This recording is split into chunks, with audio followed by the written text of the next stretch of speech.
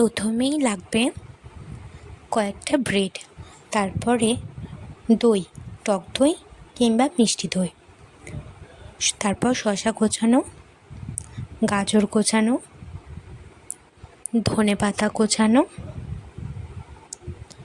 পেঁয়াজ কোচানো,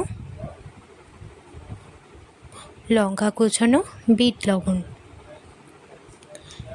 চাট মশলা এবং কিছুটা ভুজিয়া। প্রথমেই আমরা একটা ব্রেড নিয়ে সেটিকে দইয়ের মধ্যে ভালো করে মাখিয়ে নিয়ে দইটা একটা প্লেটের মধ্যে রাখলাম। তারপরে একে একে শসা কুচি দেবো, গাজর কুচি,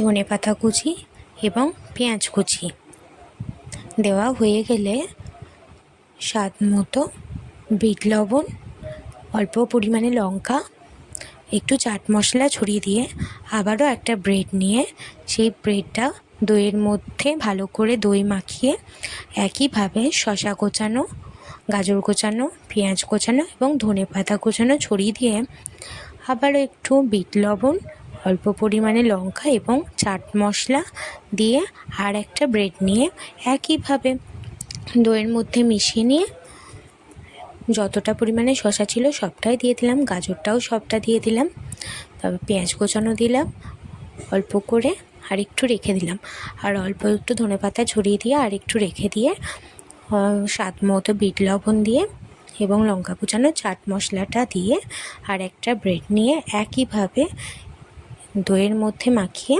চাট মশলা সবটা দিয়ে দিয়ে ভুজিয়াটা যতটা আছে ঢেলে দিতে হবে। ঢেলে দেওয়ার পরে যতটা দই আছে সবটাই ওপরে দিয়ে দিলাম।